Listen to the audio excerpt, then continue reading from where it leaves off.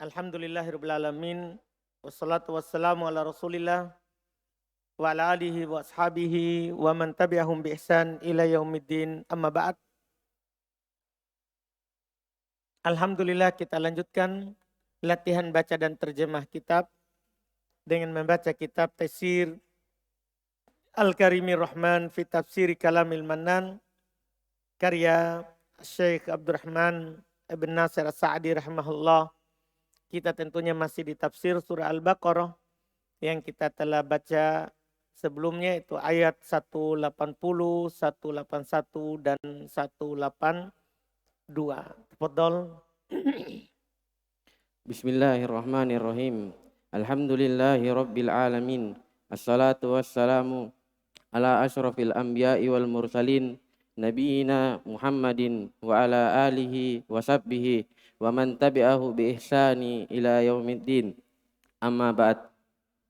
Qala Syekh Abdurrahman bin Nasir As-Sa'di rahimallahu ta'ala fi tafsiril kalamil mannan fi taysiril karimir rahman.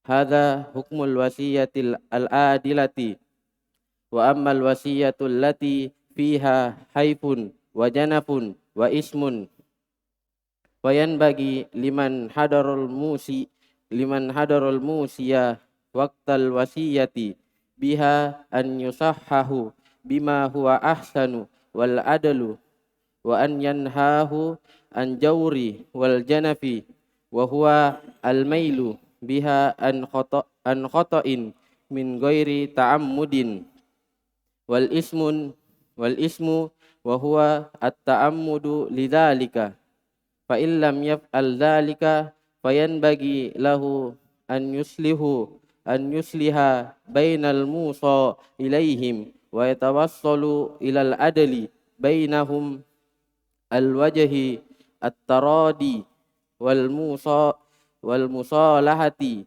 wa wa'adhum bitabri'ati zimmati mayyitihim fahadha qad fa'ala ma'rufan aziman wa laysa alaihi ismun kama ala mubaddilil wasiyati al-jaizati wa lihadha qala innallaha ghafurun ay yakfiru jami'adz zallati. Lamnya yang ditasdid. Zallati. Wa yasfahu anittibaati liman taba ilaihi wa minhu magfiratuhu liman goddo min nafsihi wa taraka ba'da haqqan li ahihi haqqihi li ahihi lianna man samaha samahullahu. Tidak ada alifnya? Tidak ada alifnya? Tidak ada. Oh, saya man samaha. Seharusnya ada alifnya ya, karena saling memaafkan. Wa man samaha samahahullahu. Lianna man samaha samahullahu ghafurun limayyitihim al-jairu fi wasiyatihi ila ihtasaitum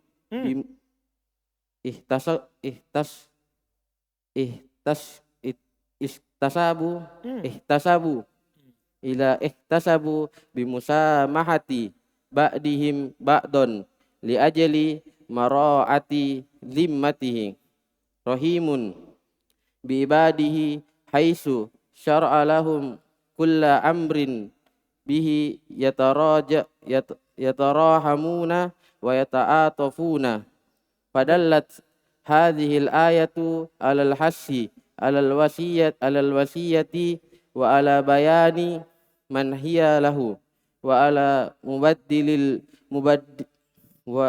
ala mu'idil mubaddili wa'idil mubaddili lil wasiyatil adilati wa targibi fil islahi fil wasiyati al jairati. Baik, Masya Allah. Ini penutup terkait dengan orang yang mengganti wasiat kemarin. Fadhal, lanjut. Ini hukum wasiat yang adil. Dan adapun wasiat yang padanya terdapat ketidakadilan dan penyimpangan dan dosa, maka sepantasnya bagi siapa yang menghadiri orang yang berwasiat, waktu dia berwasiat dengannya, maka dia menasihatinya dengan hal yang paling baik dan adil. Ini Masya Allah, ini bagus. Jadi kemarin itu adalah dosa bagi orang yang mengganti wasiat. Kalau ada pihak ahli warisnya yang meninggal ini tadinya sudah berwasiat. Kemudian keluarganya mengganti setelahnya. Dosa. Tapi ini berlaku dia dosa kalau wasiatnya adil. Jadi ini si pihak misalnya bapaknya yang berwasiat tadi. Berwasiat dengan adil. Terus ahli warisnya ganti. Maka dosa bagi ahli waris. Nah sekarang Masya Allah ada faedah. Kalau wasiatnya terdapat kedoliman. Maka ada dua keadaan. Keadaan pertama yang hadir saat itu berwasiat. Misalnya ada notaris. Seorang bapak datang berwasiat ke notaris. Saat hidup. Maka ketika wasiatnya dolim, kata penulis, kata syekh, bagi yang menyaksikan wasiat itu untuk menasehatinya dengan baik. Adil ki, tidak boleh begitu. Dia nasihati, mumpung dia belum meninggal. Mumpung dia belum meninggal. Ini yang pertama, saat dia berwasiat. Yang menyaksikan, kan biasanya orang kalau berwasiat ada saksi. Yang menyaksikannya menasehatinya. Bahwa tidak boleh kita berwasiat dolim. Ini waktu dia berwasiat. Masya Allah. Terus. Dan melarang dari ketidakadilan dan penyimpangan. Dan dia adalah condong dengan meninggalkan kesalahan tanpa sengaja. Dan ismu dia adalah sengaja dilakukan. Maka jika tidak ditinggalkan hal itu, maka sepantasnya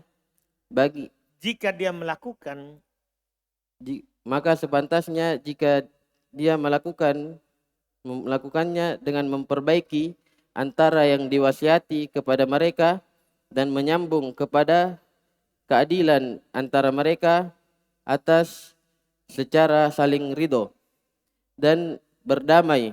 Baik, Masya Allah. Ini jika maksudnya nanti orangnya ini sudah berwasiat, meninggal, ternyata wasiatnya dolim. Wasiatnya dolim. Maka pihak yang memegang wasiat ini adalah dia harus damaikan ini ahli waris. Ini memang wasiatnya salah. Ini memang wasiatnya salah. Dia harus meminta ini semua ahli waris ridho saja. Karena ini bapak berwasiat dengan wasiat yang dolim. Nah, ini tugasnya, kalau sekarang kita tugasnya notaris. Dia mencatat wasiat. Yang mencatat wasiat. Untuk memberikan nasihat. Untuk memberikan nasihat. Tadi nasihat kepada yang berwasiat. Tapi meninggal dengan wasiat yang dolim. Maka sekarang dia nasihati siapa? Ahli waris. Iya, yang diwasiatkan wasiat tadi. Masya Allah. Terus? Dan menasihati mereka dengan membebaskan tanggungan mayat mereka. Paham tak? Jadi ternyata kalau ahli waris ini berdamai, mengalah karena wasiatnya tidak adil, itu membebaskan bapak yang meninggal kalau itu bapak atau ibu yang berwasiat tadi. Dia kan wasiatnya dolim. Ketika anaknya berdamai, memperbaiki wasiat bapaknya, itu kembali ke kuburan. Kan karena sebagian orang tidak tahu itu, pedulinya pokoknya yang penting harta. Enggak, kasihan bapak yang sudah capek cari harta. Anda paham kan? Jadi harus dia berdamai supaya orang tua yang meninggal itu lepas juga beban dolimnya tadi. Lepas juga beban dolimnya tadi. Makanya nanti itu kadang ada seorang tua heran kenapa dia tiba-tiba dimaafkan. Kenapa dia tinggi derajatnya. Allah katakan itu karena anakmu. Itu karena anakmu. Sebagaimana dalam hadis. Anda paham kan? Nah, ini kita sebagai orang belajar harus paham yang seperti ini.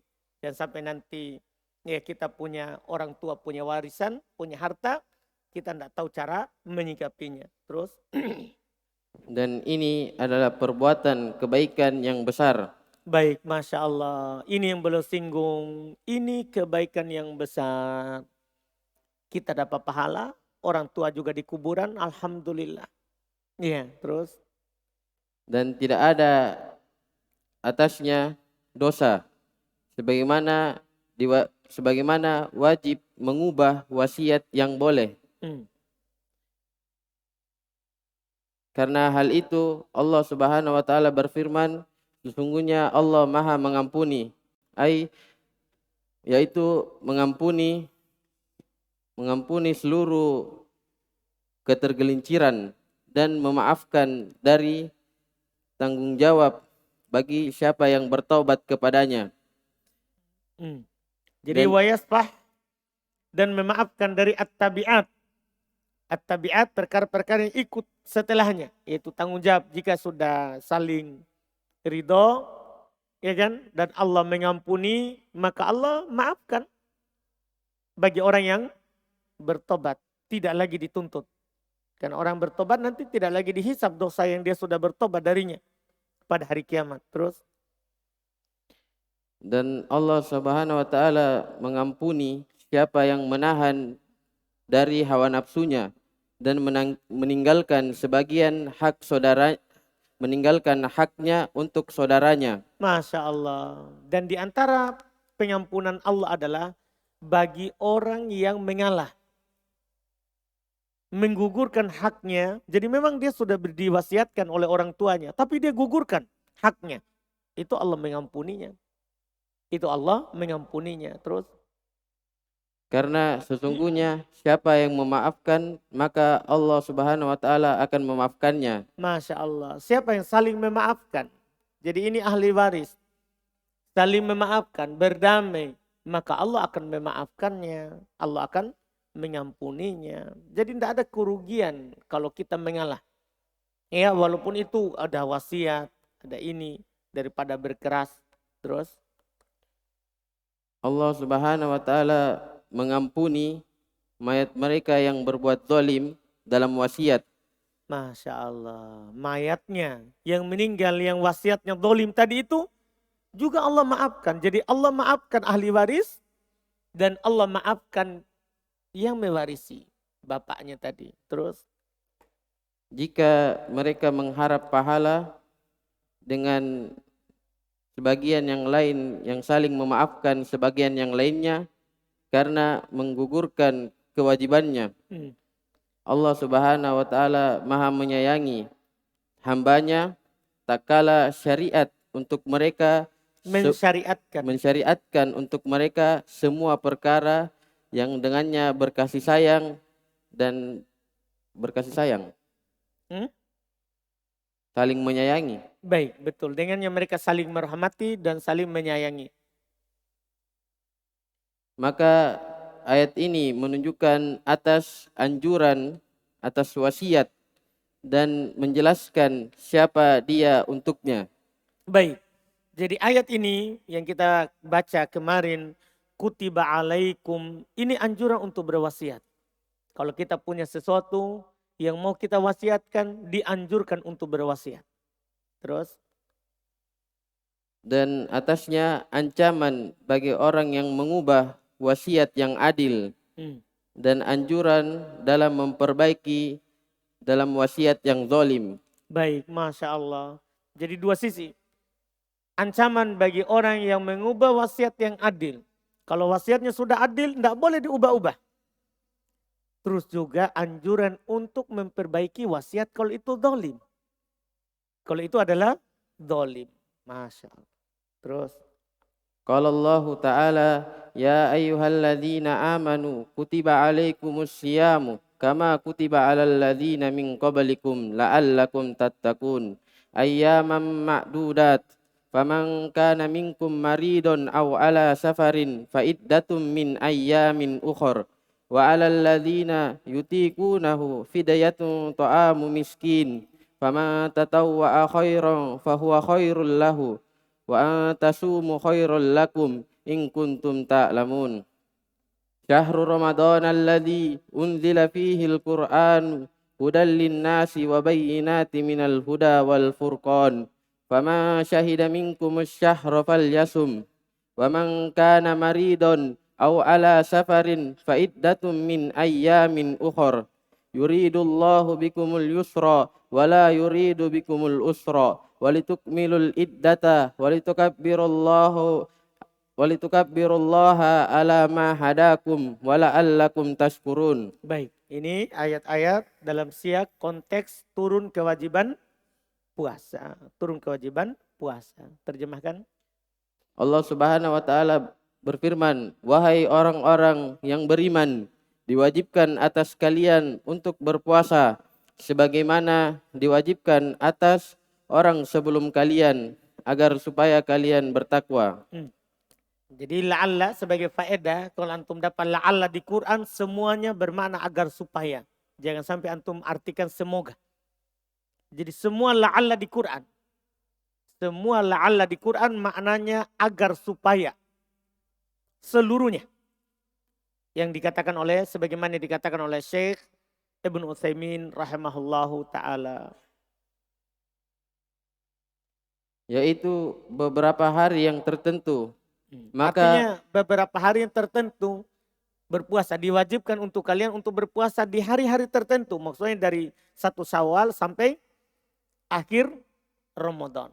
Terus, 1 Ramadan sampai akhir Ramadan. Kapan 1 Syawal sudah tidak berpuasa lagi. Terus, maka siapa di antara kalian yang sakit atau sedang bersafar tidak dapat berpuasa, maka dia mengganti pada hari-hari yang lain. Nah, ini untuk marid atau safar. Dia tidak wajib berpuasa. Boleh dia tidak berpuasa tapi wajib mengganti. Wajib mengganti. Dan bagi orang yang berat menjalankannya, maka wajib membayar fidyah. Yaitu memberi makan orang miskin. Nah, ini orang berat menjalankannya. Yaitu al-kabir, orang tua. Wal-ajuz, orang tua laki-laki dan orang tua yang perempuan sudah tidak mampu berpuasa, maka dia bayar fidyah. Demikian pula para ulama mengikutkan orang yang sakit tidak diharapkan lagi kesembuhannya. Ini juga kan orang sakit tadi bayar puasa. Tapi kalau dia sakit tidak diharapkan lagi kesembuhannya, maka dia fidyah.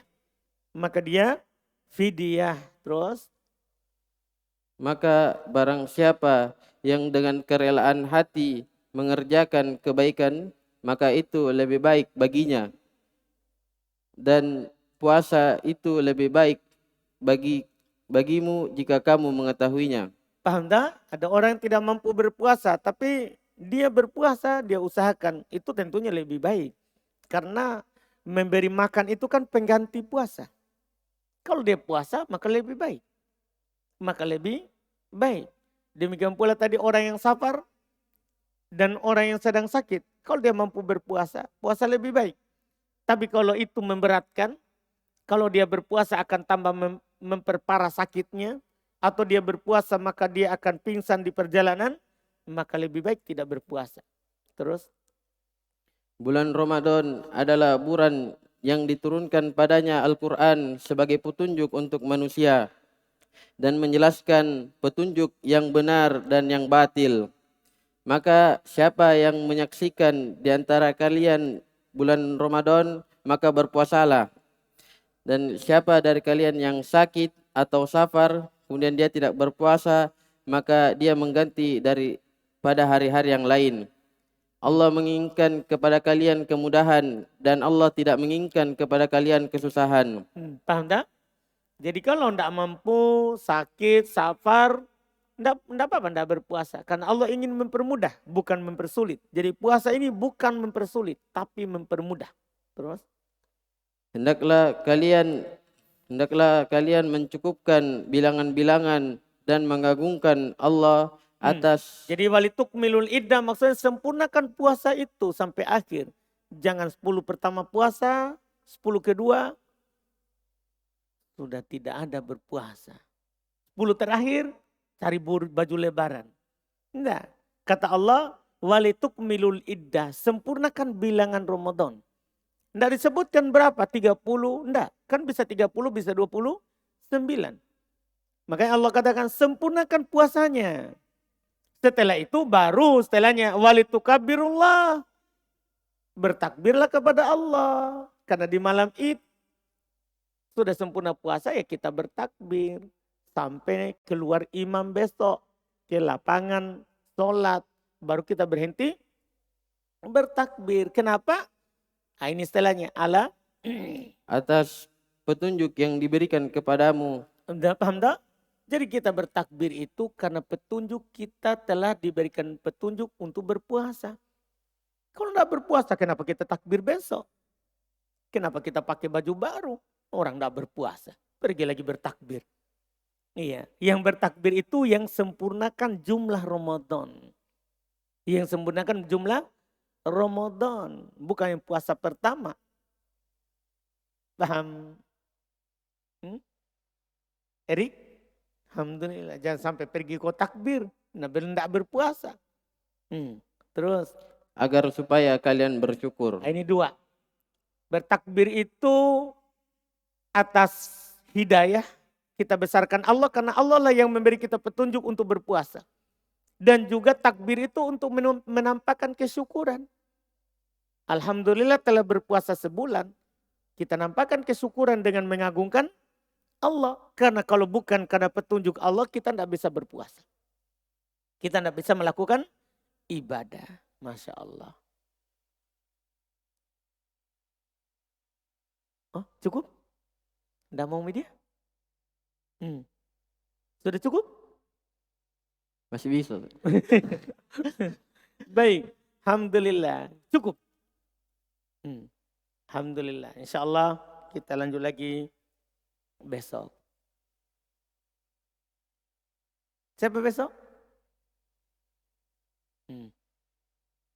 Tafadhal.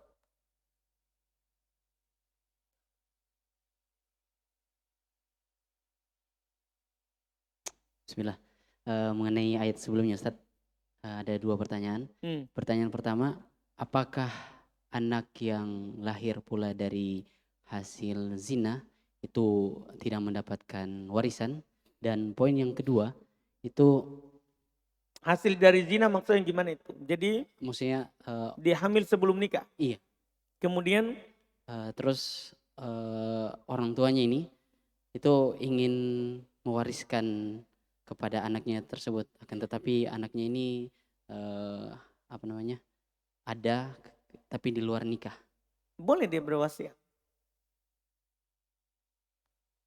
Dan hartanya boleh untuk anak tersebut Ustaz? Boleh. Kan boleh dihibahkan kepada anak itu. Karena dia itu kan anak ibu, anaknya mamanya, anaknya ibu. Bukan anaknya bapak. Nah, kalau ibunya meninggal dia dapat warisan.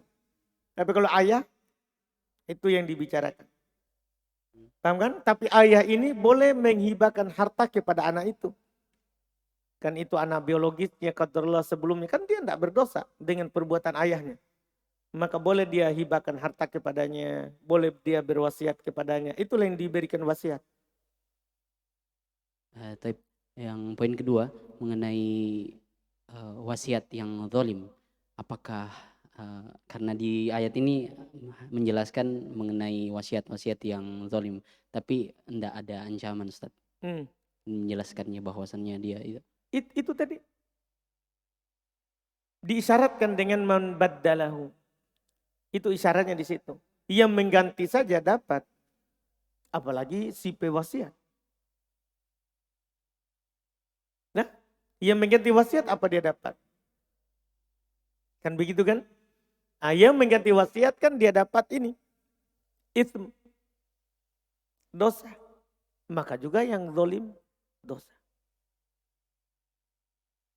Makanya dikatakan oleh Syekh tadi supaya terlepas dosanya, anak-anaknya berdamai. Nah? Baik. Kak Erik, mau bertanya? Bismillah, Ustaz, pertanyaannya bagaimana dengan orang yang ketika meninggal itu dia tidak berwasiat, Ustaz? apakah dia berdosa karena tidak berwasiat? Enggak, wasiat itu kan anjuran, sunnah bukan kewajiban. Nah, Jazakallah khair. silakan Rizky.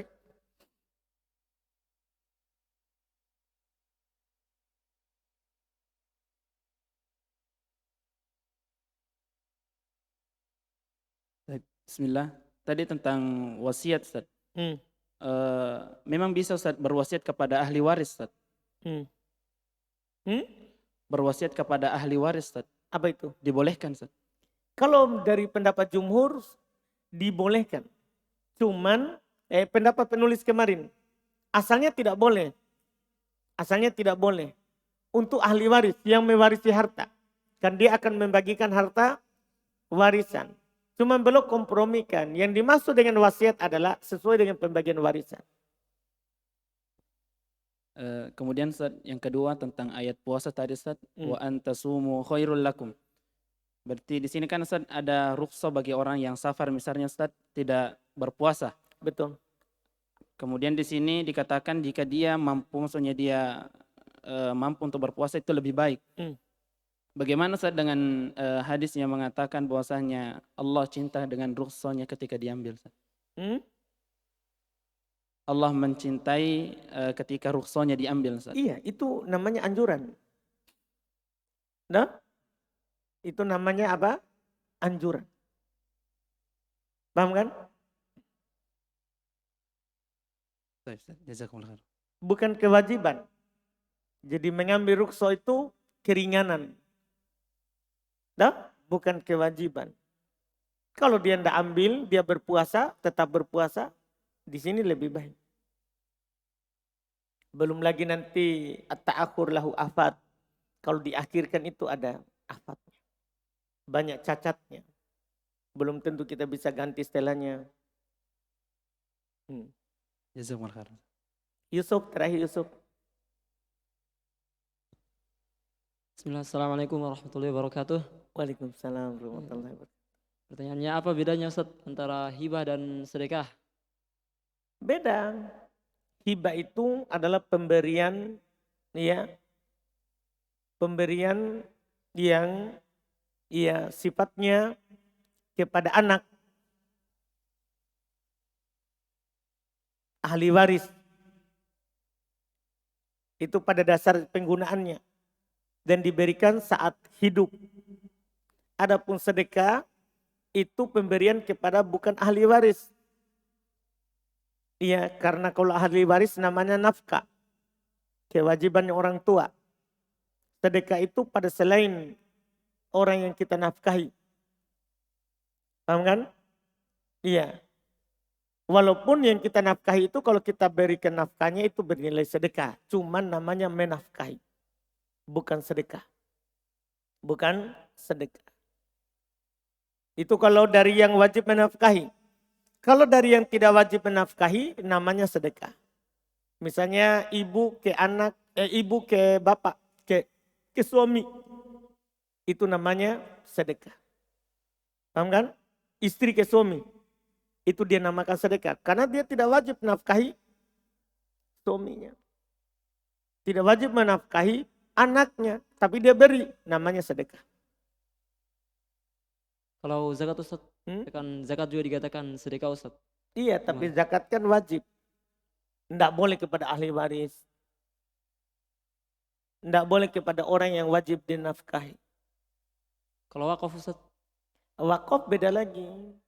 Iya, dia memiliki hukum khusus terkait dengan tidak boleh dijual kecuali untuk pemindahan wakaf.